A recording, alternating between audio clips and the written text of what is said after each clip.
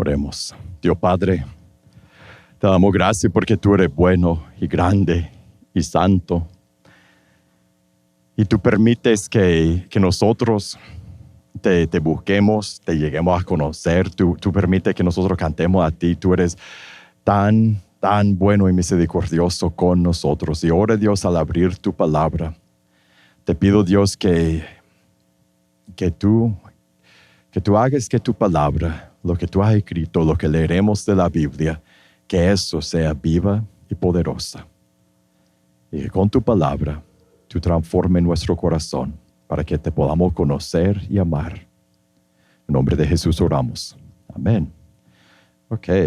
Hoy tenemos, y no sé si la vieron en las últimas 3 semanas que hemos estado viendo el principio de 1 de Juan 3, hay un texto perfecto para la Navidad en medio de ese texto. Y ese es el texto que hoy vamos a ver. Yo sé que ya pasó la Navidad, pero apenas. Entonces, hoy vamos a ver un texto de la Navidad. Encontramos ese texto, si recuerdan las semanas pasadas, encontramos ese texto en medio de un texto muy pesado, muy serio.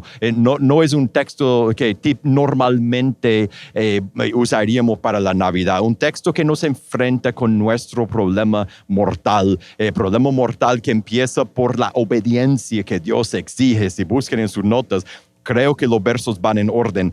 Primero de Juan 2:29 dice, si saben que Él es justo, Dios, saben también que todo lo que hace justicia es nacido de Él. Dios exige nuestra obediencia. Tenemos que hacer lo que Él manda. Y muchas veces no lo hacemos. Ese es nuestro problema. Nos rebelamos contra Él, lo desobedecemos en cosas grandes, en cosas pequeñas, en pensamientos, en palabras, en acciones, en emociones. Todo podríamos acabar con la hora haciendo una lista de las veces que nosotros pecamos, desobedecemos a Dios. Y nuestro pecado nos condena. Sigue leyendo en 1 de Juan 3, verso 8, el que practica el pecado es del diablo, porque el diablo ha pecado desde el principio. El Hijo de Dios se manifestó con ese propósito para destruir las obras del diablo. Ninguno que es nacido de Dios practica el pecado, porque la simiente de Dios permanece en él, no puede pecar, porque es nacido de Dios. En eso se reconocen los hijos de Dios y los hijos del diablo. Todo aquel que no practica la justicia no es de Dios. Nosotros quebramos la ley de Dios, desobedecemos a Dios, y cuando lo hacemos, nos unimos a diablo en su rebeldía. Merecemos la muerte. Ese es nuestro problema. Y no solo desobedecemos, sino también nos cuesta dejar de desobedecer. Muchas veces estamos atrapados en nuestra desobediencia. Quisiéramos cambiar, no podemos. Y ese texto que acabamos de leer es testimonio a nuestra realidad. Por eso Juan escribió ese texto, porque nosotros con dificultad dejamos el pecado y por nuestro pecado universal, desde el principio, desde Adán y Eva, hemos quebrado el mundo, hemos traído destrucción y quebranto y dolor y muerte en nuestra vida personal y a nivel global. Y en medio de ese texto tan serio, tan pesado, tan triste, encontramos esperanza. Mira el verso 5, 1 de Juan 3, verso 5. Ustedes saben que Cristo se manifestó a fin de quitar los pecados, y en Él no hay pecado. Nos da la razón. Lo vieron, nos da la razón de la venida de Jesús. Por eso ese es un texto ideal para la Navidad, porque ahí dice, ustedes saben que Cristo se manifestó, porque vino a la tierra, porque nació en Belén, porque vivió en Galilea, porque hizo todo lo que hizo, porque entró en Jerusalén, como acabamos de cantar en la canción de Hosanna. Vino a fin de quitar los pecados. Eso fue su propósito, por eso vino al mundo, por eso nació, por eso vivió, vino a quitar los pecados. Es la idea grande de este verso, de este texto. Cristo vino a quitar el pecado, lo que nos separa de Dios, lo que nos marca como hijos del diablo. Cristo vino a quitarlo. ¿Cómo lo hace? ¿Cómo quita el pecado? Si Él vino a hacerlo, ¿cómo quita el pecado? Primero, Cristo quita la condenación, Él quita la culpa, nuestra condenación, por haber desobedecido a nuestro Creador, por habernos rebelado contra Él. Sabemos que somos culpables, merecemos un castigo. Si alguna vez, yo digo alguna vez, todas las veces que sentimos la culpabilidad de nuestras acciones, la condenación que que estamos solos y nos damos cuenta de lo malo que hemos sido, o mucho antes o hace poco, ayer, nos damos cuenta en ese momento cuando sientes el peso de tu maldad y tú sabes, yo merezco un castigo y yo siento el peso de lo que he hecho. Y cuando nos preguntamos en ese momento, ¿cómo encuentro absolución por mis pecados? ¿Cómo encuentro perdón? Cristo, ¿qué dice el texto? Cristo vino a quitar los pecados. Eso fue su propósito en venir. Dios lo predijo por medio del profeta Isaías. Miren en sus notas, Isaías 53:6. Todos nosotros nos dejaríamos como ovejas.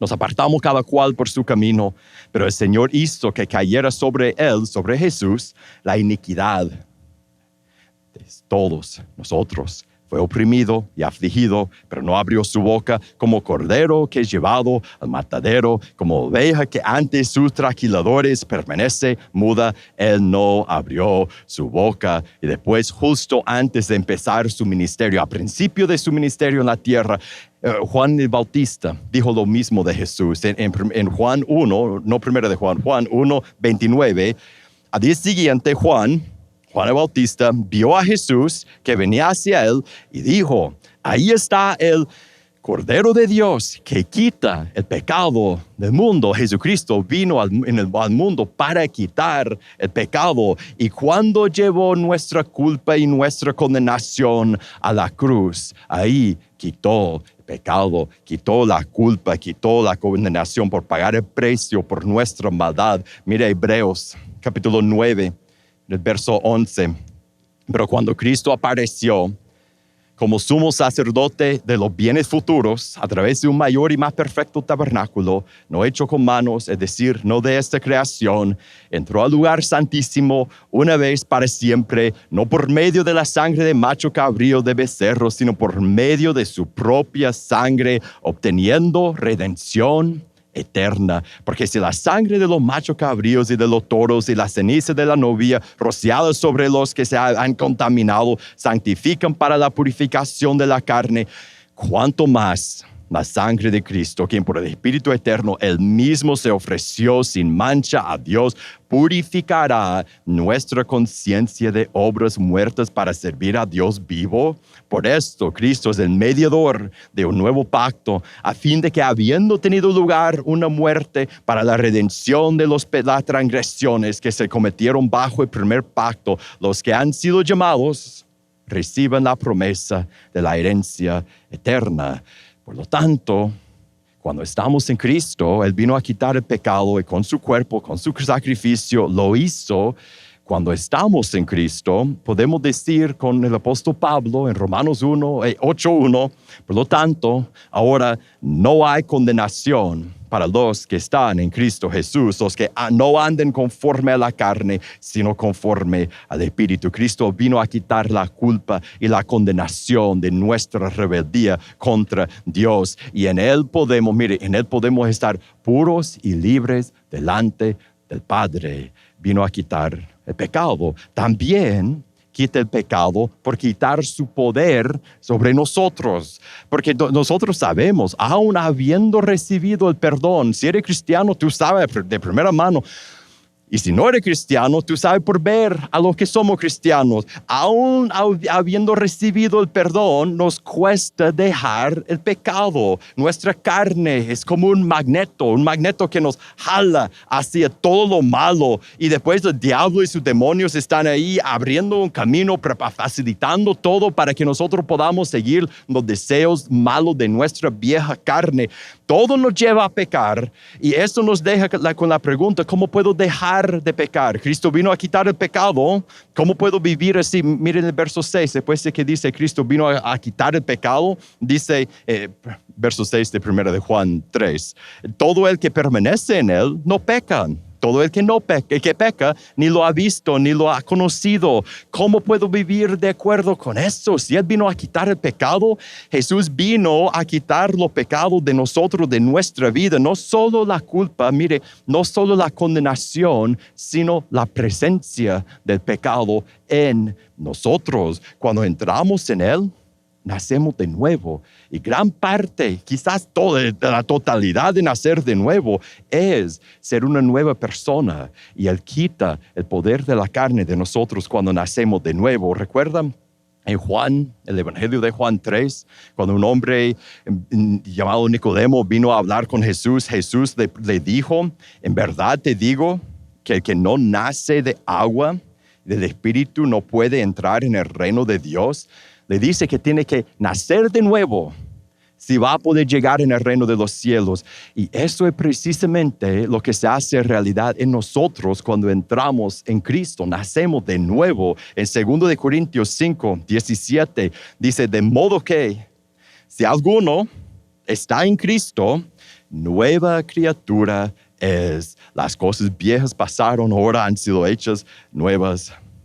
Nosotros somos nuevas personas en Cristo. Nuestra vieja persona muere. Y si tú eres cristiano y tú dices, parece que estuviera vivo, la vieja persona, parece que mi carne estuviera bien viva, no muerta, viva, porque me jala, me tienta, me lleva a lo que no debo hacer.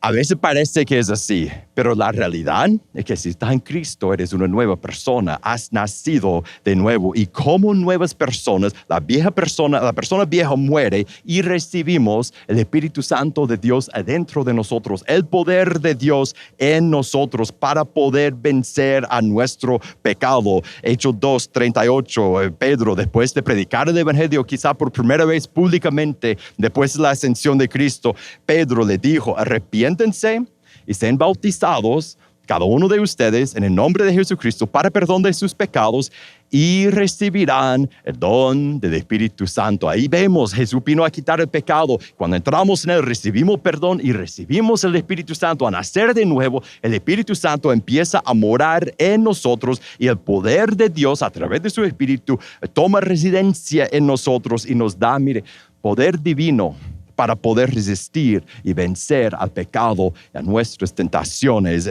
Mira Romanos capítulo 8, verso 9, cómo describe ese poder. Sin embargo, ustedes no están en la carne, sino en el Espíritu. Si en verdad el Espíritu de Dios habita en ustedes, pero si alguno no tiene el Espíritu de Cristo, tal no es de Él. Y si Cristo está en ustedes, aunque el cuerpo esté muerto a causa de pecado, sin embargo el Espíritu está vivo a causa de la justicia. Pero si el Espíritu de aquel que resucitó a Jesús de entre los muertos habita en ustedes, Él mismo que resucitó a Cristo Jesús de entre los muertos, también dará vida a sus cuerpos mortales por medio de su Espíritu que habita en ustedes. Así que, hermanos, somos deudores, no a la carne, para vivir conforme a la carne, porque si ustedes viven conforme a la carne, habrán de morir. Pero si por el Espíritu hacen morir las obras de la carne, vivirán. Porque todos los que son guiados por el Espíritu de Dios, los tales son hijos de Dios. Pues ustedes no han recibido un espíritu de esclavitud para volver otra vez al temor, sino que han recibido un espíritu de adopción como hijos, por el cual clamamos, Abba, Padre. El Espíritu mismo da testimonio a nuestro espíritu de que somos hijos de Dios.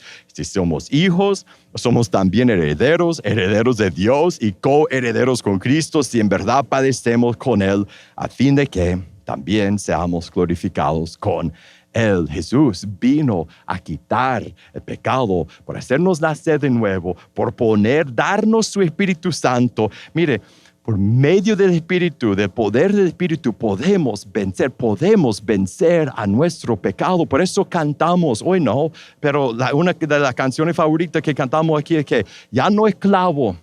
Ya no soy un esclavo porque el Espíritu Santo me llena, me da poder para poder dejar el pecado a un lado y aparte de la culpa y la condenación y el poder y el nacer de nuevo.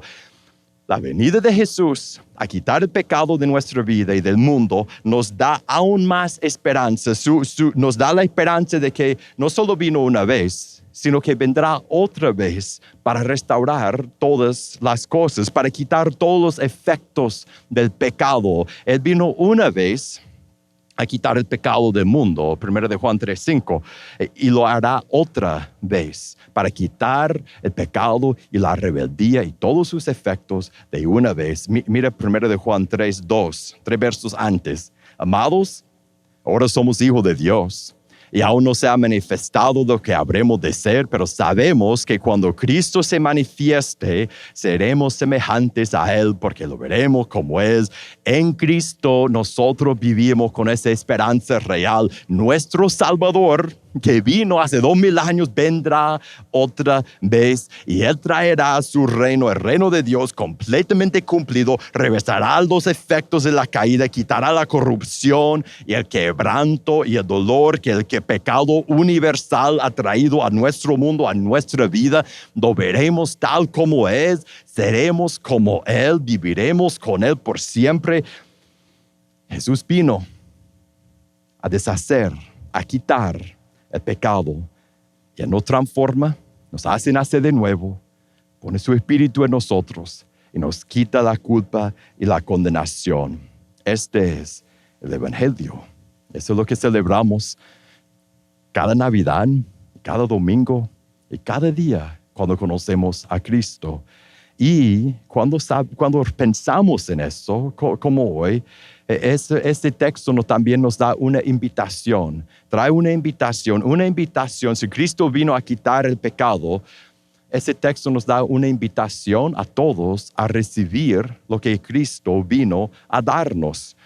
Si no has entrado en Cristo, si nunca has tomado tu decisión de entregarte a Él, tú sabes que igual que todos, no estás preparado a entrar en la presencia de tu Creador. Tú cargas con la culpa de tu pecado, de toda la desobediencia que has hecho, de toda la rebeldía, de toda tu vida. Y Jesús, mire, si eso eres tú, Jesús vino a quitar tu pecado. Él vino a quitar tu culpabilidad y tu condenación. Por eso Él te invita a entregarte a Él, de arrepentirte, bautizarte. Cuando lo haces, serás una nueva persona, tendrás su espíritu por adentro y recibirás el perdón que Él te compró en la cruz. Jesús quitará tu pecado. Y cuando tú dices, yo quiero esto, solo tiene que decir a uno de nosotros, puedes arrepentirte, puedes bautizarte. Para los que somos cristianos, hay dos aplicaciones en este texto. Hay una aplicación que tenemos que llevar con nosotros y poner en práctica entre semana. Y hay una aplicación para este momento, para nosotros en este lugar juntos. Primero, la aplicación que tenemos que llevar con nosotros. Para los que somos cristianos, tenemos a luchar con nuestro pecado entre semana, en esta semana siempre. Pero para empezar en esta semana, la aplicación es que debemos recordar en el momento de la tentación, en el momento que estamos entre sí y no, mi Salvador vino a quitar este pecado de mi vida. Me ha hecho una nueva persona, me ha perdonado, me ha dado su Espíritu Santo y yo tengo el poder a vencerlo. Aunque en ese momento yo no sienta eso, yo tengo el poder por el Espíritu Santo de decir no, de huir. Debemos luchar como personas nuevas, personas llenas del Espíritu Santo, las personas que en Cristo somos. La segunda aplicación para nosotros en este momento. La Biblia dice en Apocalipsis 12 que Satanás es el acusador de los hermanos y hermanas, de los hijos de Dios, los hermanos de Jesús. Él es nuestro enemigo y Él es un experto en hacernos sentir condenación. Y si estás en Cristo, Él ha quitado tu pecado. Él ha quitado la condenación. Si estás en Él, tienes perdón. En ese momento, al final del servicio, cuando cantamos, cuando lo que somos cristianos, tomamos la comunión y con el pan, con el jugo. Y por cierto, se me olvida decir eso siempre, si no trajiste, si no agarraste cuando entraste en la mesa, ahí a la entrada, está preparada la Santa Cena, puedes agarrar un vasito. Aún en este momento, mire, cuando tomamos el pan y el jugo y recordamos la cruz, el cuerpo y la sangre de Cristo, debe ser un momento de agradecimiento profundo. Por eso cantamos en ese momento. Y en nuestro corazón, si tú eres cristiano, debes agradecer a Jesús. Otra vez debemos estar abrumados. Cada domingo, en este momento, debemos estar abrumados con agradecimiento y asombro. No puedo creer. Antes era tu enemigo y ahora por lo que tú hiciste en la cruz, yo soy tu hijo amado. Yo soy puro y santo por toda la eternidad. Gracias, Cristo. Gracias, Cristo, Dios Padre. Te damos gracias por tu bondad. Gracias que en ti nosotros podemos recibir perdón y poder para vencer el pecado. Gracias, Dios. Gracias, Cristo, que tú viniste a quitar el pecado de nuestra vida. Te agradecemos. En nombre de Jesús oramos. Amén.